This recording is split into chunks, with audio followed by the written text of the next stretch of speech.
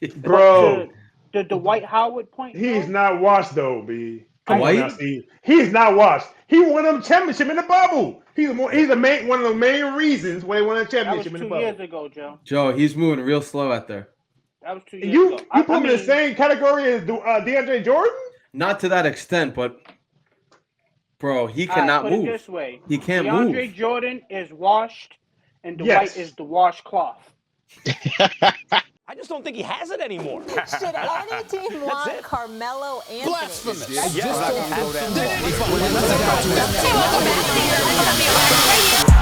sir, Carmelo. What's going on, everybody? Welcome back to another episode of Control the Narrative, a podcast where we control the narrative that the media creates. If you're new around here, subscribe to catch our weekly podcast on YouTube, Apple Podcasts, and Spotify. And if you're a returner, a subscriber, or better yet, a Control the Narrative member, like these three fine gentlemen are, we appreciate you. Not a little more, a lot more, if I'm going to be honest. By the way, our membership program is turning 1, and we are revamping it a tiny bit, making minor changes. So go become a member right now to get on the next episode of controlthenarrative.com, and just click Become a Control the Narrative member, and you could get on the next episode and kick shit with us on the next episode. So I want to get right into this pretty quick. Familiar faces, if you've watched an episode, you know, top right, Joe, bottom right, Kenny, bottom left, Vick. All a little bit pugnacious tonight. Everyone seems to be a little pissed off and agitated by the Lakers play. So first of all, how you guys doing? Good, man. You. Word, man. Let's just get right into this, Joe. We'll start with you on the top right because, like I said, we were just fucking around for 10 minutes before, and we all have a lot on our that we want to get off our chest. So, Joe, we're recording this March 8th, Tuesday, the night after they lost in San Antonio without LeBron. Melo got 12 shots, took 1 shot in the fourth quarter. So we're not going to phrase this as a just last night question, but just overall, why don't teams utilize Melo as much as he should be utilized? Man, I don't know what to say. To be honest, man. Slash, real quick, slash, what are they missing by not doing it? Another person like LeBron they can create because teams know around the league that Melo can score the ball, right? And they got to double him if he get, especially if he's hot. But ultimately, if he come out like coaches, the coaches got to put him in the right position to be able to do that. And Melo has shown throughout his career he can do that. But for whatever reason, Vogel won't do that. He want to continue to bring him off the bench. He want to play him in at the lineup, sub him in and out. And Melo has shown throughout this year, man, that he can be that point forward when needed. Especially now, we don't have AD or LeBron in the game, man. There's no reason. We have a lineup of DJ Augustine, THT, Avery Bradley, Melo, I think it was Monk maybe in that lineup. And he gets 1 shot. He in the focal point in that offense. Run everything through him. Let him create. Might as well. 19 years in the league. He can't be at focal point in that offense down the stretch. We need a W. You know? It's just bad, man. I blame it on coaches, man. The coaches are the one who subbing people in and out, start lineups, things of that nature. So I put it on coaches, Frank Vogel. And the ship goes down, they make it to that play-in tournament, I put it all on Vogel. Oh, 100%? Well, not 100%. I blame Most of Vogel. it. I blame LeBron and Genie and Pelinka for bringing Russ in. He's the piece we needed, man. He's the piece we needed. But we'll get to that later. Word. That's my take. Kenny, what do you think? Just coaching. They're not utilizing him right. They're not using him in the systems that they have for him. They're not really like letting him be himself. To me, it's like they let him for a little while and then they go away from it. You know he's a leader too. Like 2 shots in the mid, and then yeah. And it's like he's a leader too. Like let him lead. Let him be the main guy when these other guys are out. Y'all brought him here for a reason. Like let him do what y'all brought him here. They're not letting him do that. It's like 100%. they really not. They're not letting him do his thing. Like let him do his thing. Like let him warm up. Because once he warms up, then he gets The everybody else rhythm is going. there. Yeah, Yeah, absolutely. and it gets him going. And you've seen this time after time again. Even on even defensively. Like once he steps up, then that should be momentum. Like everybody should go off of that. Let me ask you a question. Do you Yep. think that Vogel or management is scared if they let Melo be the leader and lead? That can step into LeBron's soul because he's that leader. If you have two players doing the same thing, it takes away from LeBron. Do you think they're scared of letting him go and let him do his thing? Like for example, now that AD and LeBron is out, do you think they scared to let him be that leader you talking about? Yeah, and no, because I mean I think both of them would work together more so than one outshine the other. Yeah, And then, LeBron ain't gonna have it anyway. He gonna do something to make that die down. So that's I true. don't think I it's feel more you. so scared. I don't think they know what Melo truly can do because they didn't give him a chance to do that. True story. I feel that. And we saw that shit in Portland when he was wearing those jerseys right behind you last year. When Dame was out, when CJ was out, they let him be the guy. And for whatever reason, LA doesn't want to. Yeah, that's true. Vic, I know you impatiently waiting. I think everybody be like, yeah, I wonder what he gonna say this week. Anyway, so it's coaching, as everybody said, but aside from coaching, coaching is a big aspect, but I put 60% of it on coaching, but the other 40%, believe it or not, is on the players. Because a coach can tell you anything. He can draw up the perfect play. So on players to execute. You know what I'm saying? That's why when they say, I hate when people say, coaches won the championship. Like, a coach is only going to get you so far. You know what I'm saying? No coach, to me, has ever went out there and threw a touchdown, shot a three-pointer, made a free throw, made a layup. They, coaches get their credit. They put you in a position. But it's always a players' league in sports.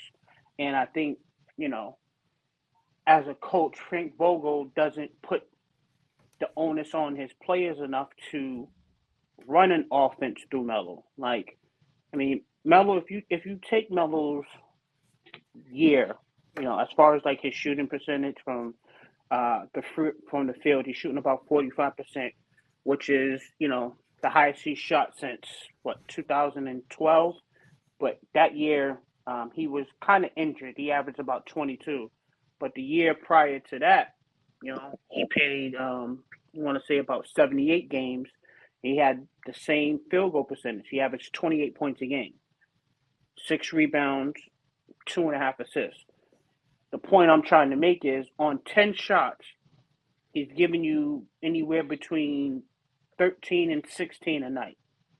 You know what I mean? And I just don't understand how, as a coach or even, as a player, like, I mean, if you a guard, you're struggling to score, you know what I mean? I mean, how is it that you let Russ come down 90 miles an hour and he's looking for a foul, but he threw the ball fucking halfway on top of the rim? Like, he's always out of control.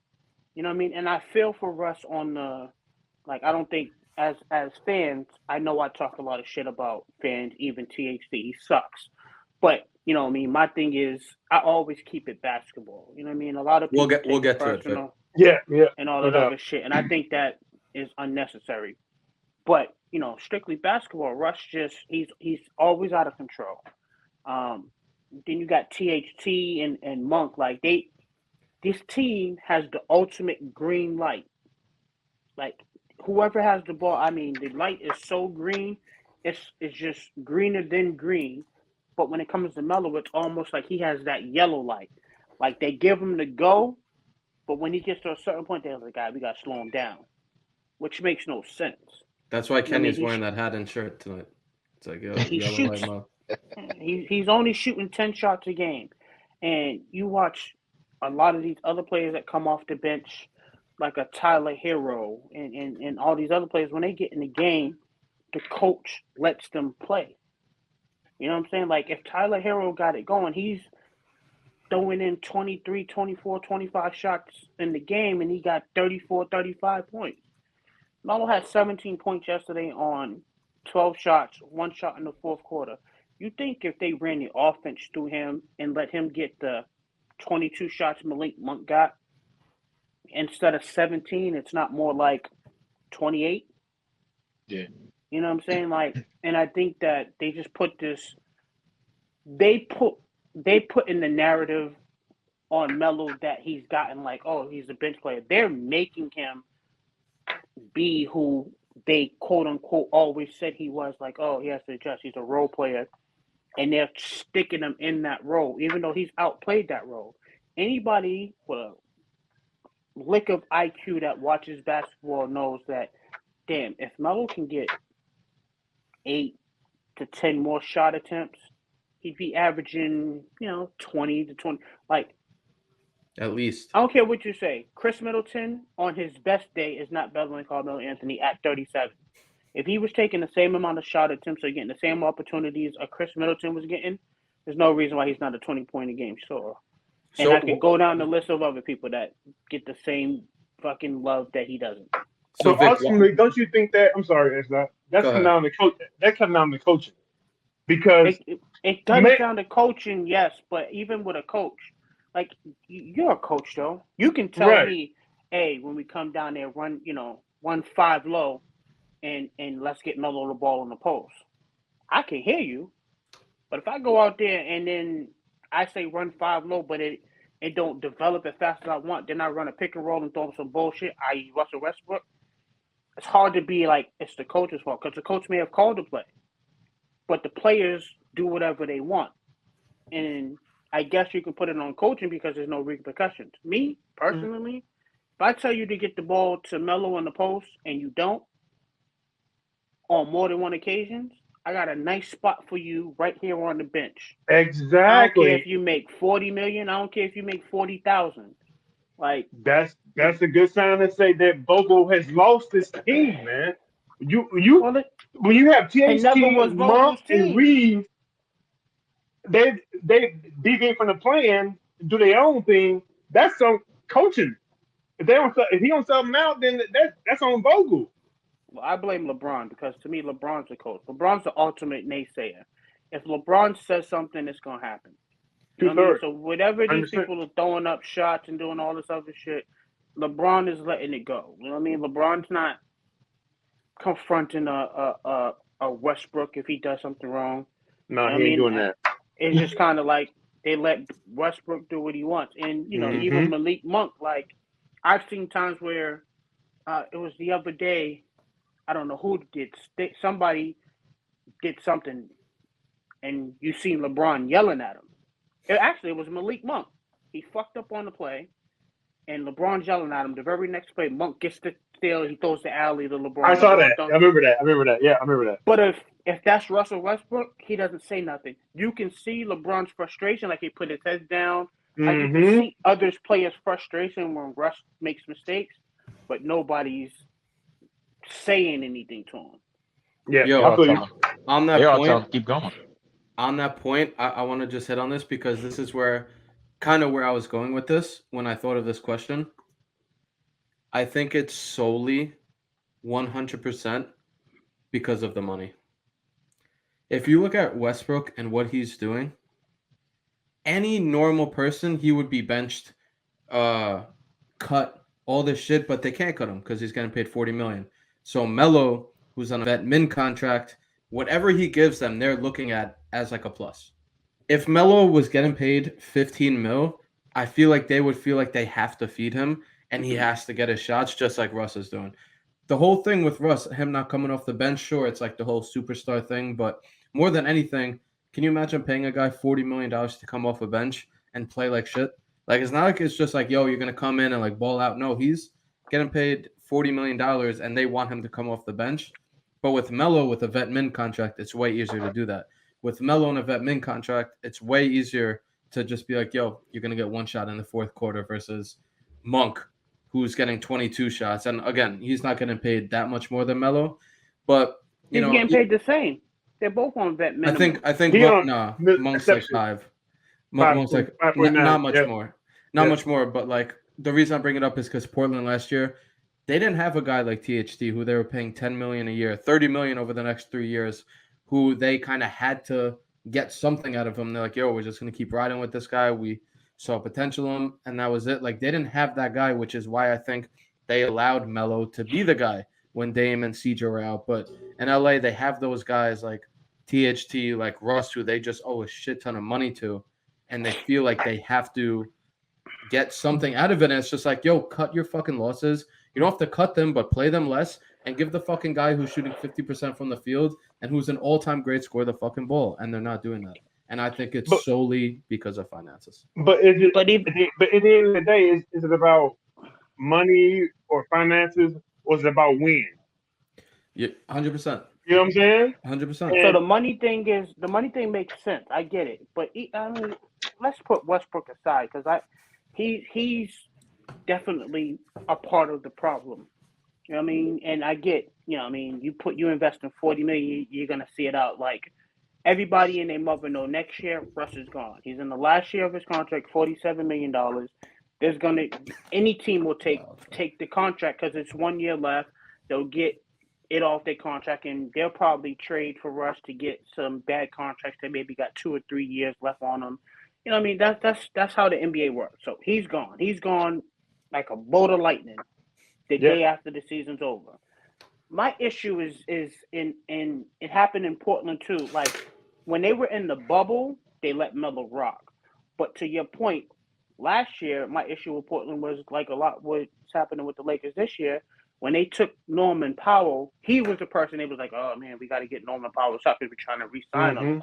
But he wasn't bad, bro. Yeah. He wasn't bad. No, I'm not. He was decent.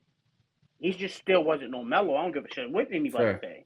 But it was one of those situations of how, you know, they push it another way. My issue with this whole Melo situation is this. You get to the point where, like, you got Austin Reeves, Stanley Johnson, Avery Bradley, Malik Monk does it now. Then they had Trevor Ariza. Like, you got some of these players when they got the game, they get in these starting lineups. And then you got players that go from literally starting 3-4 games in a row, and then we'll have 3 or 4 DNPs. Yeah. It really chaps my ass to see that because it's like, how is it that you think he's good enough to start over Melo? That's a good point. But then you're like, yeah, we're gonna play Melo, but we're gonna put this guy as a DNP, and it's been happening the last couple of years. Yeah. DJ, fucking Dennis Jones Jr., whatever the fuck his name was last. Jerry Jones. Yep. You know, he was one of them. Like, and you got Ariza, who didn't play yesterday. Avery Bradley's been in and out. Stanley Johnson if Stanley Johnson isn't starting, he's at the end of the bench. And I at this point in the season where you're at, that's a good point. What is it that you got to lose is what I'm trying to figure out as a fan of Melo, but just a fan of basketball. Like, everything you've tried has not worked. So my question is, what is it that you have to lose by saying, you know what? How about we do this? How about we start Melo? Because AD's out, so let's go with the starting lineup of. I mean, even if you want to keep Dwight, you got Dwight, LeBron, Melo, Russ, and even if you want to keep Malik Monk. Now, when you start talking about people that's coming off the bench, you lost your bench for him. You can't start Melo. You can't start Melo and start Russ no more. Russ can come off the bench. Well, they're never going to put Russ on the bench because they don't have to be. Something you don't know. Melo, you didn't try everything else. If you start Melo, besides start Melo, if you start Melo and then you got your bench, like Austin Reeves has proven to me that he's a good player coming off the bench. We'll deal with THT as THT comes, but when you let me answer your question, Vick. But your points off the bench, where they coming from? If you start Melo, where your bench points coming from? That's what I'm getting to. When it comes to starting Melo, your bench points are still going to be there because you can keep Melo in, or you can keep LeBron in with the second unit. Like, you can stagger them. You don't have to play Melo, LeBron, and Russ all together. You can keep Russ on with the second unit if you want to give Melo a blow, and you got Russ and LeBron. Then if you take Russ out and you put Melo in, you got LeBron and Melo. And Monk too. And then Monk you can too. take you can take LeBron out, and then you got Russ, Melo, and like, you have scoring. The Lakers' problem is not scoring, whether it's the starters or the bench. It's literally the fact that the bench sucks so much, whether it's playing defense, and they don't score enough points with the starters. Is that if you start Melo and you start off fast and you stop tinkering with all these lineups, so you want to fucking massage everybody's ego. Trevor Ariza, into the bench. Sub you in if somebody's in foul trouble. Like, it literally needs to get to the point where your rotation is 7 to 8 people, period. You're starting 5. THT, why, I don't know, but they like him. Austin Reeves, and then you go from there. That's it. That's Just all you need. every Like, you're game. getting to the point where it's not this is when this time of the year comes, you start gearing up for the playoffs. If you notice in the playoffs, your top 7 players are playing 28 plus minutes. There's not that staggering like somebody's playing 17. Like, motherfuckers are playing 35 plus minutes as starters, and then your bench players are getting 25 to 28 minutes. And that's like, you're in panic mode now. They're on the verge of fucking not even being eligible for the play-in. So every game right now is a playoff situation. So why not start it now? Everything you tried didn't work. Right. So, And my thing is this: we not a good defensive team. We can't play defense. So therefore, we got to outscore team. So we need players on the floor that can get buckets at a high rate, right? So we need Russ to convert himself to not being what he has been for the past 2 months. Play your role. I don't know how you want to play, how I want to say it, but be a defensive guy, come in, be a leader of the second unit. Because the first unit of the last 2 months, especially, he hasn't been that guy. I hate You know? Joe, but we all know that they're not gonna not start. They're not gonna not start Russ, especially They're talking about it. at this point in the season. It's all talk, not though. gonna just not. Ain't nobody they ain't gonna follow through with it. They would have done They ain't it gonna by follow now. through with that. Now, what I can see them doing, which I've caught a glimpse of in the past, is in crunch time. You know what I'm saying? Like, if he don't got it going, they'll leave him on the bench and they'll go with the hot hands. Yeah. I've seen that. We can live with that. And Russ is I'm telling you, Russ is part of the problem. But I'm just saying, in the sense of, if you just tried starting Melo and just said, hey, I mean, Russ can still get you. Like, I don't understand why Russ can't look and say, damn, I can get 15, 10, and 10. I would think you're great. That was Jason Kidd's whole career. And you don't never hear people saying, yo, Jason Kidd was just all right. He was a fucking monster. You know what I'm saying? Even a Chris Paul. Yeah, he didn't There's turn it nights over when like Chris Russ Paul, is, though, bro. Yeah, but there's nights when Nah. Chris Paul gives you 30, but there's nights when Chris Paul will have 12 points, but he still has 10 assists. You're a point guard. Like, players care so much about the points.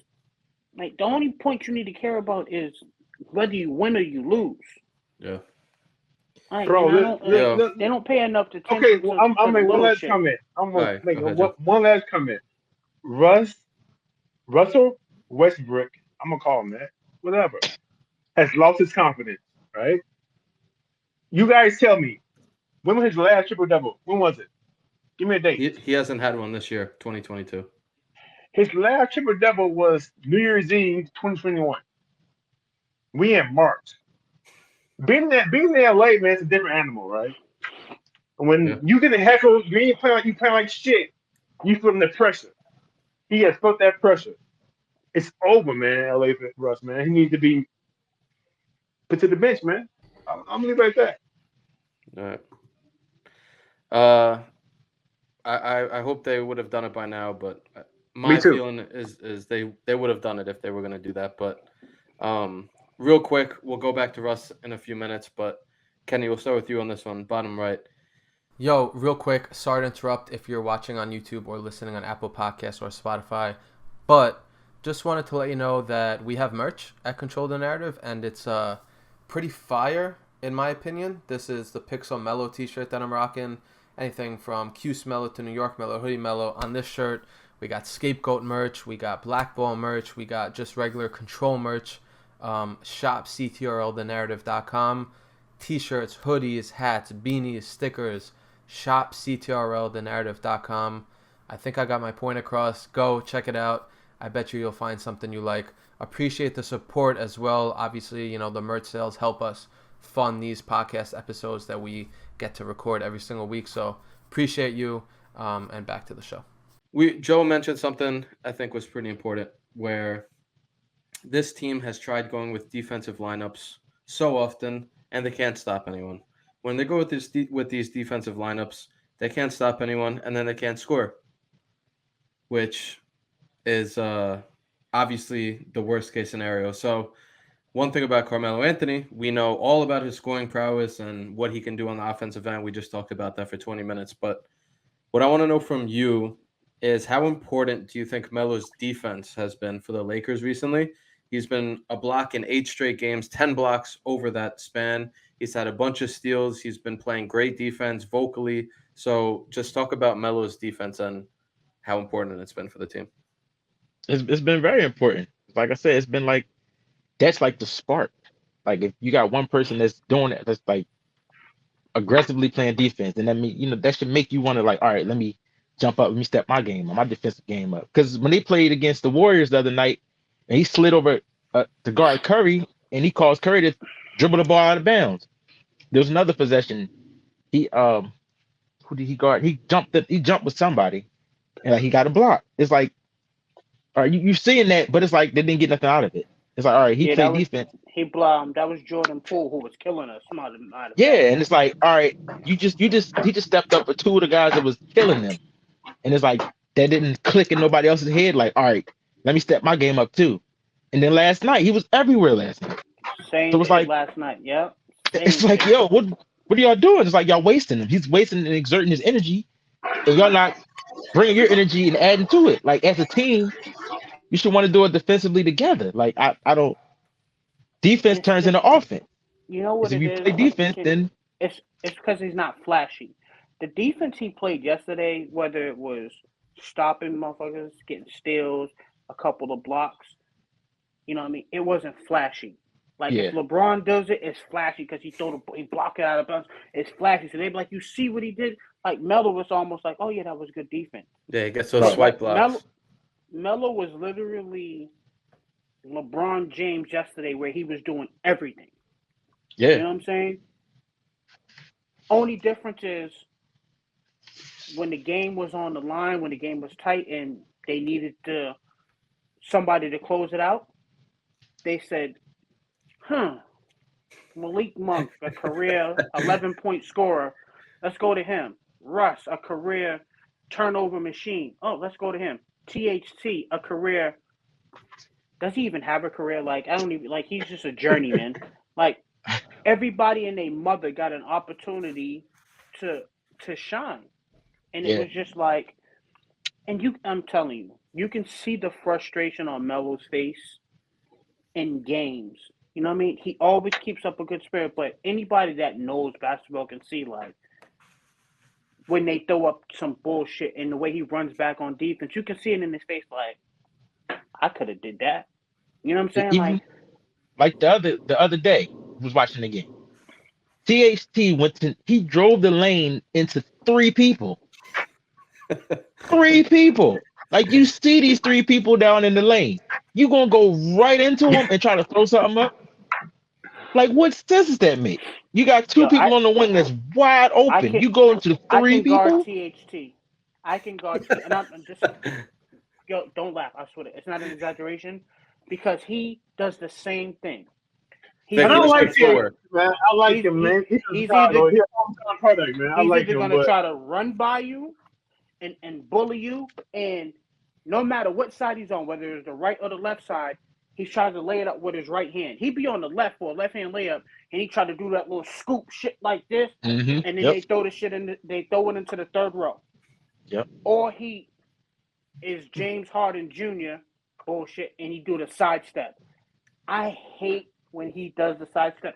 When did he become the sidestep assassin like Harden and Curry? And his shots don't even be close. That started last year.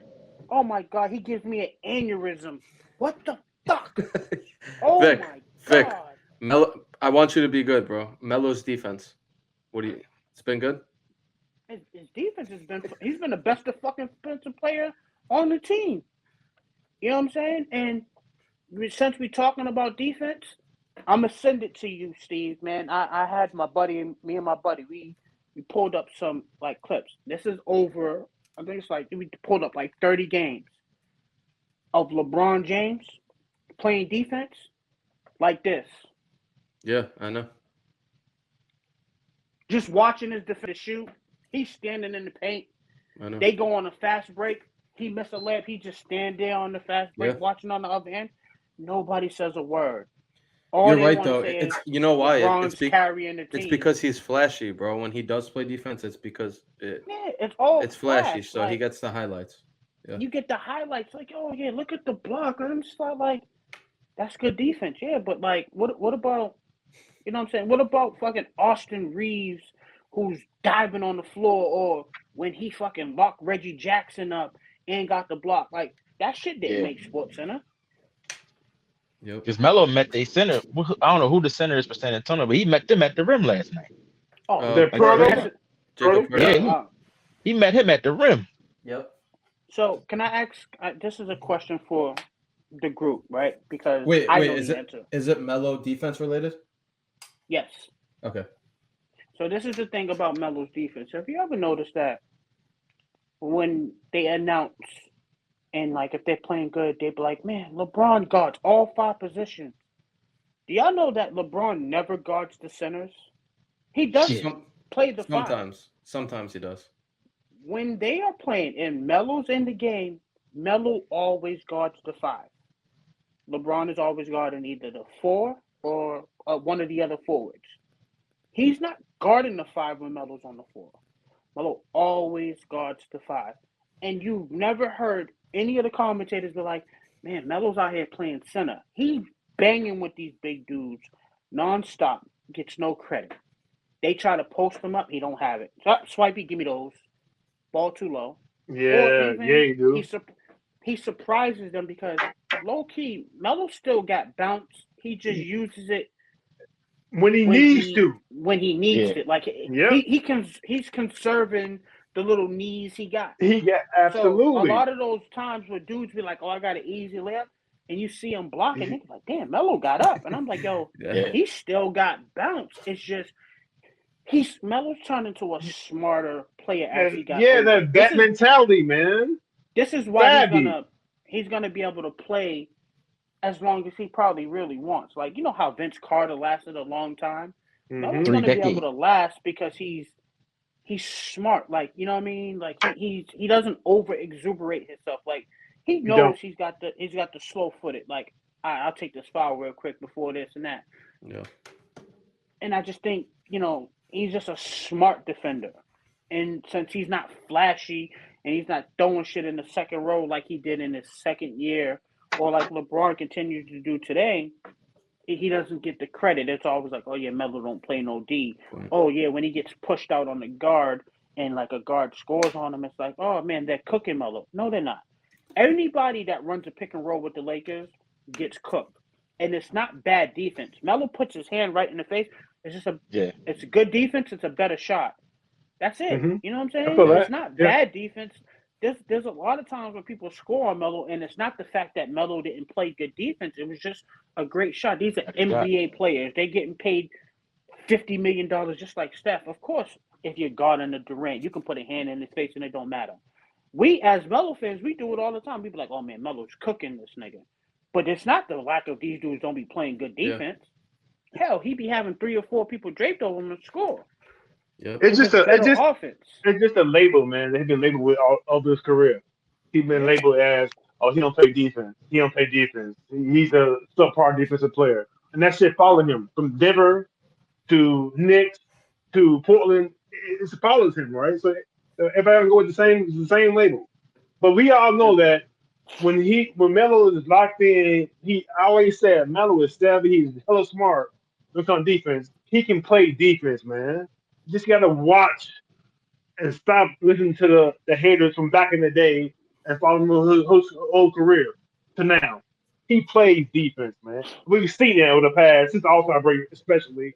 He's playing good to decent defense, man. Yeah. And it's bad. It's bad because we've been losing, right? We fucking in the month of fucking February to March. We what 4-8. We fucking horrible. I think you did we even win 4 games? I think yeah, you I think did. you're being generous. From February to March, we 4-8. I'm not sure the exact. Atrocious. I think you're being generous, but Joe, you're on fucking 10 blocks in 8 games.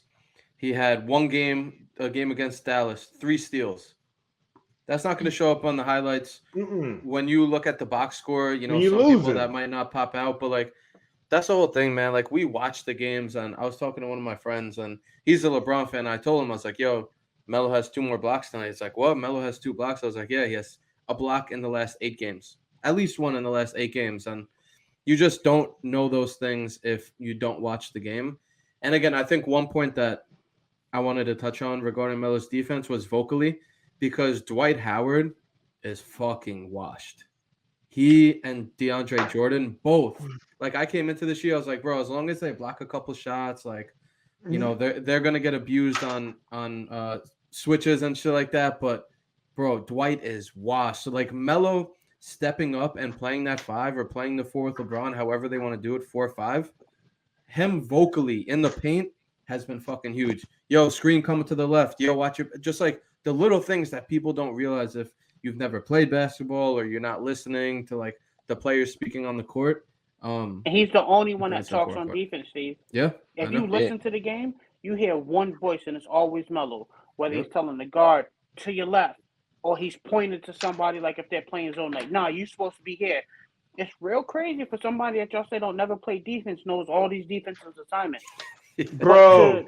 The Dwight Howard point. He's not washed though, B. Dwight? He's not washed. He won a championship in the bubble. He's one of the main reasons why he won a championship in the bubble. That was 2 years ago, Joe. Joe, he's moving real slow out there.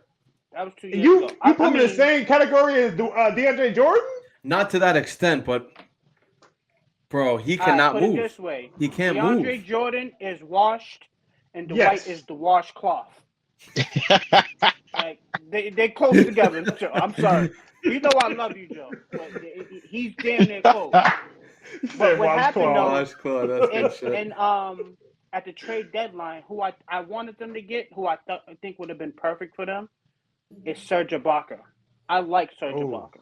Absolutely. He's a scorer. He can shoot the 3 when he needs to, and he's a defensive presence. You know what I'm saying? But he's a big that can run the floor like the Lakers like to run the floor.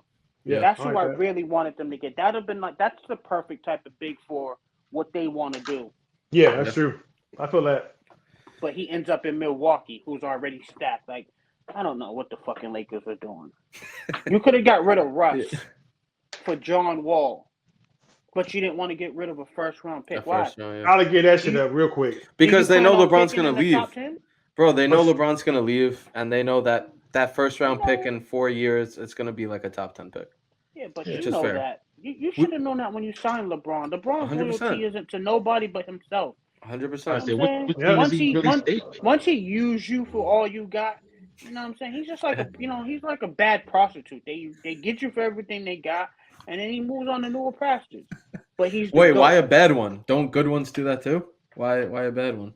Now, see, a good prostitute, they just work and get your money, leave. A bad prostitute will break your pockets, make you break, you know what I mean? Like, a good prostitute going to make sure you keep coming back. Gotcha. Bad one going That's true. That's good business. Good business. Yeah, good business. No doubt. That's good business. That's good business. You know what I'm saying? So, Word. It is what it is. Big, my man. Word. Yo, let's, Vic, we'll go right back to you on this one. Let's get into this Russ stuff. All right, last interruption, because if you're watching or listening to the podcast for this long, you probably fuck with us, And if you fuck with us, you'll probably fuck with all the perks that you get from being a Control the Narrative member, whether that's access to our invite-only Discord where we're talking basketball all the time, or opportunities to join the next episode of Control. So whenever we need a guest, I go in our Discord, I say, yo, who's free? Who wants to hop on the next episode? And I pick from there. You get 20% off merch forever, and then you also get member-exclusive merch, all by being a member. Tiers start at $2 a month. So if you fuck with us, go check out a membership, CTRLthenarrative.com, and I will see you in the Discord. All right, back to the show for good. Oh Lord. We all know he's played awful this year. That's no secret. We've all talked about it. Everybody is talking about it. He came out, and like Joe mentioned, there is a very popular nickname for Russell Westbrook, where it's Russell Westbrook, because he just sometimes struggles to hit the rim. Like, some of his shots, they're like all-time ugly shots. Like, I haven't seen people miss that badly in a while. So he came out and said that one of his kids was at school and he's really proud of the Westbrook name. And, he is scared for his family, or he doesn't even want his family coming to the games because of all, the things that are being said. And he wants his kids to be proud of the Westbrook name. And, this is really affecting him and his family. All that stuff. For anyone who hasn't heard about it, you could go watch this post-game interview. But my question to all of you, and we'll start with Vic, is when does criticism cross the line? Do you think Westbrook crosses the line? Do you think it's fair game? Like, where do you think that line is with this situation, and then just like in general with players? Well, in general, like names like Westbrook, like I don't think that's crossing the line. Like, as a fan, like, you know what I mean? I think you're allowed to say whatever you want within reason. Like, there was no racial slurs. Nobody's really calling him out his name. Nobody calling him boy.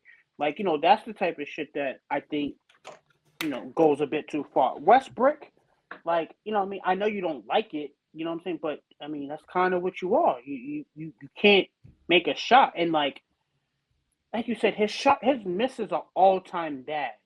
Like, he's shooting at the backboard, but it's like the top of the backboard. You know what I'm saying? Like, they're not like, just like, damn, he can't hit a shot. Like, for instance, like when Melo misses, like, damn, Melo can't hit. Like, they're short, you know what I'm saying? Hitting the back of the rim. Like, his is just all-time, like, Top me, of the you, backboard. and Joe are out there shooting bad. Like, he's shooting shots that we would I'm a shoot good on shooter, an NBA Vic. player.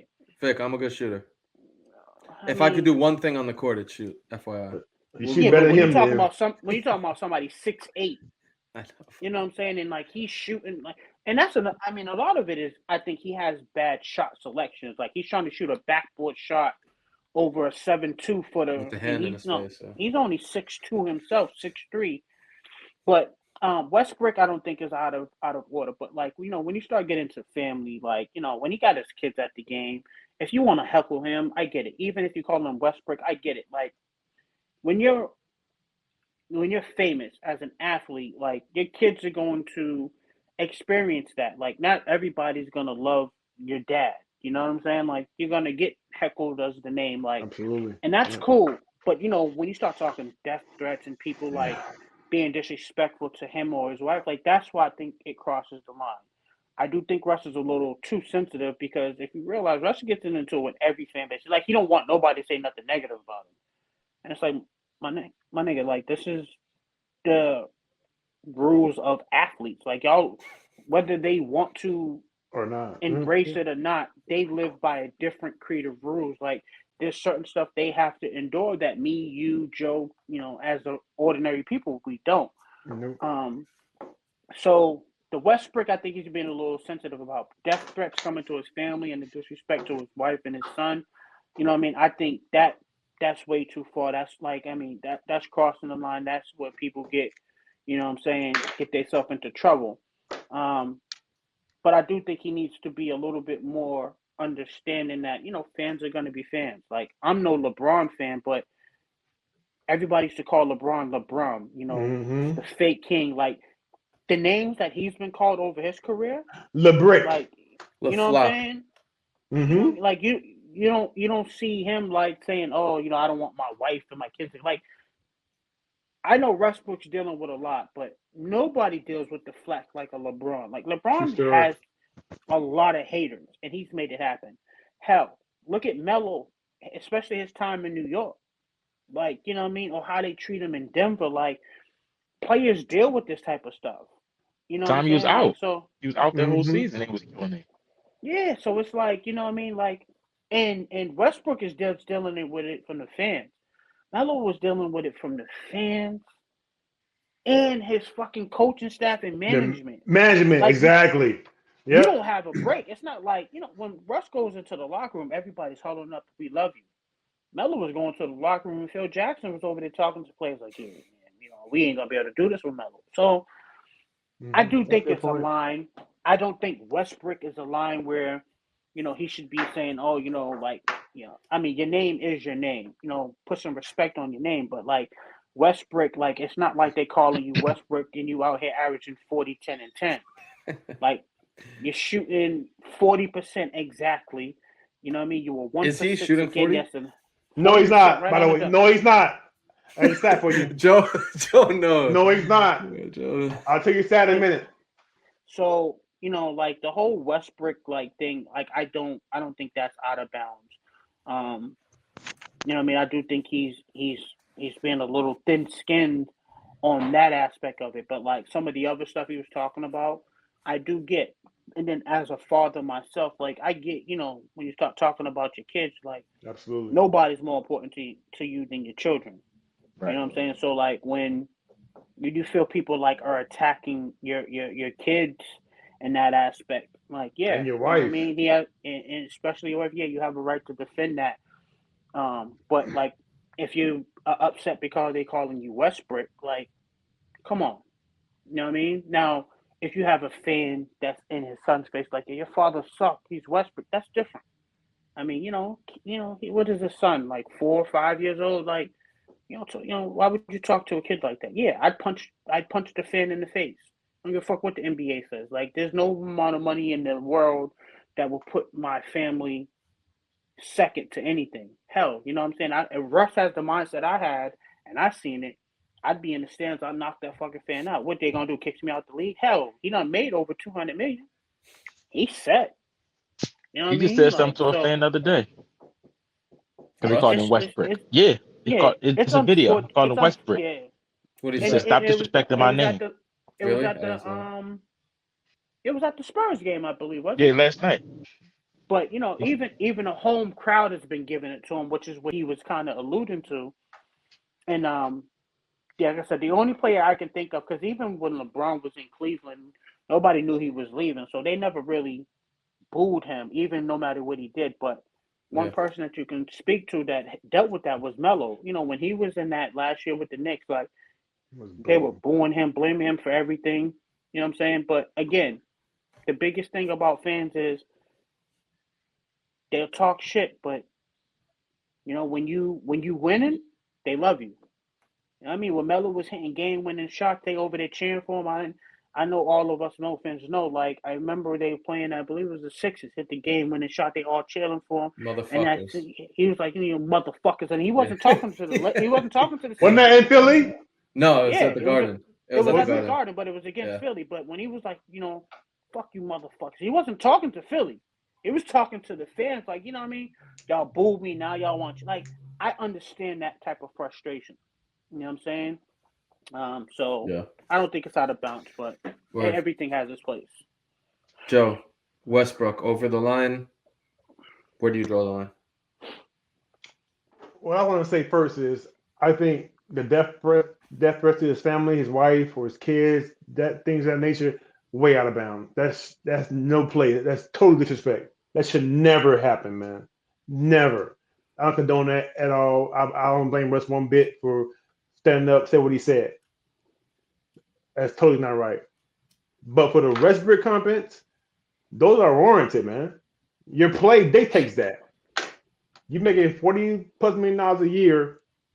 Your season has been a shit show, especially the last 2-3 months. What have you done for the Lakers, man? I'm gonna break it down to you. The month of December, he shot 47% from the field. January, 41. February, 36 from the field. Yeah, it's getting worse. So it's worse. Your play has digressed month by month, which tells me you letting the fans and the media get to you. It's a mental thing for him, man. And these shots he shoots, his bank shot off the glass, can that, man. It's not working for you. Your mid-range game is trash, period. You need to transfer your game, Russell, because it's not working, man. So the comments are warranted, man. You throwing up bricks. It is what it is. You know, I'm sorry. Fans are getting fed up, and it is what it is. So change the game. The stats don't lie. Period. Over the last 12 games, man, I've done the stats. He's shooting from the field 35%. It's time for a change. I mean, you guys said it earlier. The change should have happened way back when, put him to the bench. We have done everything else but that. And start Melo. I'm going to keep saying that. Yeah, start Melo. Once we get Thank to you. lose, Keep man. saying it, Steve. Maybe we can talk it into fruition. What else we get to lose? We done everything else. We tried every different lineup. We one of the only teams in the league that changed lineup every other game, if not every game. Every game, really. We changed the lineup. Just we give me tried 3 games. Everything. That's all. Just 3 games, Steve. 3 games. Just give me 3 straight games. I want you to start Melo, just for an experiment. You ain't got shit to do. Start Melo and give him anywhere between 17 and 20 shots, just for 3 games to see what happens. And start the white man Melo. Nope. Washcroft can't play. Who's they gonna start? Vick. Huh? Who's they gonna play? Start Wayne Gabriel. They just picked him up. I like him. Bro, I swear to God. I like think he should get run. I swear to God, I think he should get minutes. Bro, we saw him in Portland, right? He has energy. We saw him in Portland. He was good in Portland. When All you need him to do was rebound and block shots. But he had a little bit of foul trouble though. He got in foul trouble real quick though, right or wrong. I know you ain't talking about foul trouble and didn't. Now you talking about Dwight Howard? That he used all 7 of his fouls. He got 7 fouls. That's fair. They give him an extra 2. That's fair. Dwight walked That's off fair. the bus with 4 fouls. As soon as he got off the bus, he got 4 fouls. That's fair. Okay, but still though, man, we all know Melo ain't the best elite defender. Dwight can hide some of that though, right or wrong? At this point, I'm not sure, Joe. I don't know. He can't At move. the 5, He can't jump like he used to, man. He been getting dunked. He get dunked on a lot. Who else we got though? We can't play Wayne Gabriel. He no offense like that. He young. Bro, they don't need offense. But my question to you right now is, what the fuck do we got to lose? Like it's not like You gotta try something. Mid-season. We are. Dwight. We trying something. He bitching Russell. He finna be on the bench. Russell, we trying that now. See, you see, I Kenny. love you, Joe, but your feelings are speaking more than your mind. Kenny, is Westbrook over the line? No, because one person that started this that I've heard say it all the time is Skip Bayless. He stays saying that. He started that. That's where I first heard that from. And my thing, like, he couldn't play in Philly. He could not play in Philly. Because anytime you're doing bad, they will boo you out the stadium. That I've seen, they booed Santa Claus. And Santa Claus on your play sport. That's crazy. Like, you cannot, man, any city, you should expect that though. Like, if you playing bad, the city is going to boo you. Especially that's somewhere that's used to winning. And then you playing like shit.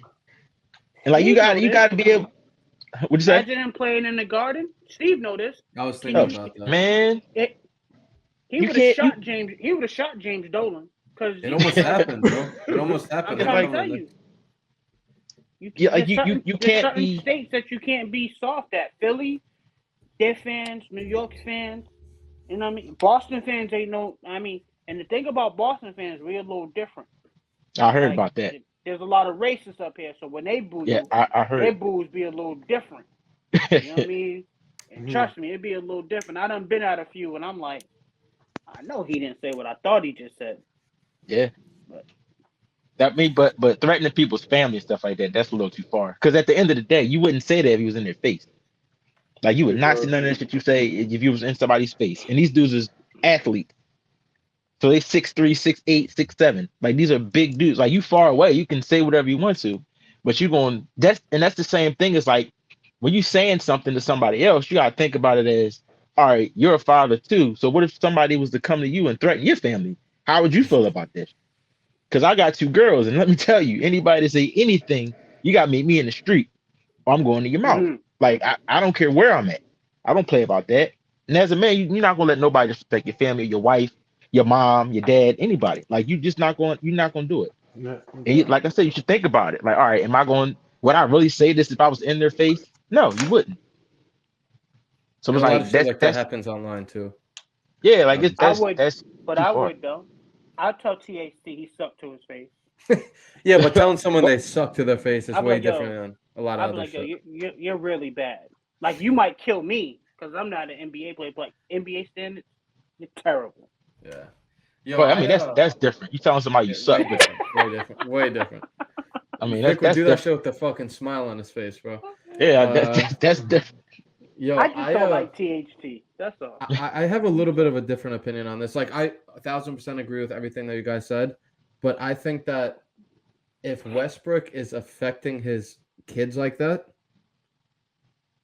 he deserves it 1,000%. Russell, in terms of, you know, how he plays on the court, and I'm not saying like, yo, no, fuck this, like, stop this shit. Like, I'm not saying that, but what I am saying is, if he vocally comes out and says what he said last night, yo, this shit's fucking with my kids. Like, you know, if they write Westbrook on their backpack, like, then, you know, it's not a good look and kids make fun of them or whatever. Like, I think that's one thing, but Joe's right. Like, if he just shot the ball better, it wouldn't be an issue. So, like, you're 100% right. And, like, for those stats, for him to go fucking down, not staying the same, not up 1%, for him to go down month over month, that says something. But I just think that if it's really affecting his family, this like stupid ass nickname, the way that he says it is, then fine. But like that's still not going to stop any of us from saying he can't shoot for shit, or that he sucks, or he turns the ball over, or whatever. But that like little thing, I don't think it's over the line. But I think that if he came out like he did last night and said, "Yo, this is fucking with my kids, my family, whatever," fine, I'll back off of that nickname. But that's about it. It's a tough one. It's a tough one because I agree with you to an extent, but like I said, it's tough because just think about the shit LeBron's son Bronny dealt with growing up. Yeah, you're right. You know what I'm saying? Like, and he still deals with to this day. I'm about to say till this day. It's tough. You know what I'm saying? And like, I mean, hell, I mean, Skip Bayless is the nickname king, but hell, remember back when LeBron and them were with the Heat, he used to call Chris Bosh, yeah. Bosh Spice, like, Yeah. and you know, Bosh came on first take and, you know, and told him like, hey, you know, my family thought it disrespectful, and I get it. Like, nobody wants their name to be disrespected. Like, I thought Bosh Spice was a little bit too much. Like, you know what I mean? Kind of like trying to say the niggas, you know, calling somebody soft. Yeah. You know what I mean? Like Westbrook, nobody's saying you're soft. Nobody's saying that. They're just saying, nigga, you just all you do is throw up bricks. That's all it was. At this point, it's true. It's fair. You know what I'm saying? Like, that's all it was. It's true. Like, you know what I mean? Like, they're saying Westbrook to you. Now your son's proud. Like, no, he's proud of the Westbrook name. Hell, if he was my father, I'd be proud of the Westbrook name. I'm not saying that your son shouldn't be proud, but at the end of the day, the Westbrook, you know, and I'm not a Skip Bayless defender at all, but the Westbrook all comes from your play. One thing about Skip Bayless, I'll tell you, he's very consistent. He'll call him Westbrook, but like if he turns around and starts shooting 50%, Skip Bayless will be like, oh, you know, maybe I was wrong. You know what I'm saying? Like, but these commentators try to call it like they see it. You know what I'm saying? But like, if you are shooting 43%, then you drop down to 40, you drop down to 35, what Joe say, what you want us to call you? I can't. Fair. That's fair. Russell Westbrook. that's your name. Yeah, that's Russell Westbrook. But boy, he can't throw a brick in the ocean. Can I say that then? But that's what I'm saying, though. That's what I'm saying, though.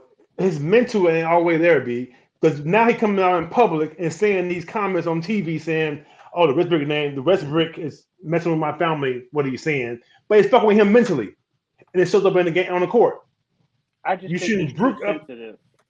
Yes, that too.